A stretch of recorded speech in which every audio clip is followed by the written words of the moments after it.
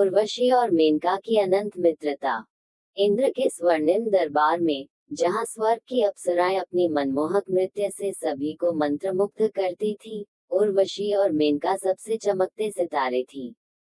अपनी अनुपम सुंदरता, मधुर आवाज और तपस्वियों तक को मोहित करने की क्षमता के लिए वे जानी जाती थी।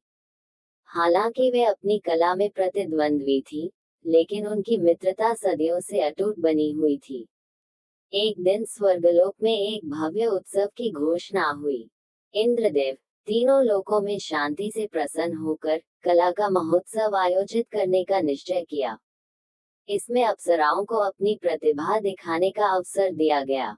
उर्वशी और मेनका दोनों ने इस प्रतियोगिता में भाग लेने का निर्णय लिया और अपने नृत्य से एक दूसरे को पीछे छोड़ने की योजना बनाई। प्रतिस्पर्धा के बावजूद वे स्वर्ग के शांत बगीचों में साथ अभ्यास करती थी, विचार साझा करती और अपने कदमों को निखारती थी। जैसे जैसे उत्सव का दिन नजदीक आया, मेनका ने देखा कि उर्वशी के कदमों में झिझक है। चिंतित होकर उसने पूछा, उर्वशी, क्या बात है? तुम्हारा मन इसमें नहीं लग रहा है। उर्वशी ने गहरी सांस लेकर कहा, मेनका, मुझे डर है कि अगर मैंने अपनी पूरी कोशिश की, तो शायद मैं तुम्हें पीछे छोड़ दूं। मैं तुम्हें निराश होते नहीं देख सकती।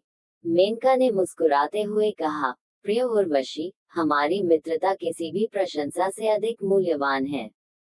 चलो, हम साथ में प्रदर्शन करें और एक ऐसी कृति बनाएं जो देवताओं के हृदयों में अनंत काल तक बसी रहे। महोत्सव के दिन उर्वशी और मेनका ने सभी को चौंका दिया जब उन्होंने युगल नृत्य की घोषणा की। उनका प्रदर्शन सुंदरता और भावनाओं का अद्भुत मिश्रण था, जो मित्रता और प्रतिस्पर्धा के संतुलन को दर्शाता था। स्वर्ग गूंज उठा तालियों की गड़गड़ाहट से, और स्वयं इंद्र ने घोषणा की, ये प्रदर्शन स्वर्गलोक के सामंजस्य का प्रतीक है। उस दिन के बाद उर्वशी और मेनका एकता और विश्वास का प्रतीक बन गईं, ये साबित करते हुए कि प्रतिद्वंद्विता के बीच भी मित्रता जीवित रह सकती है। उनकी कहानी युगों तक गूंजती रही, नश्वर और अमर दोनों को प्रेरित करती रही।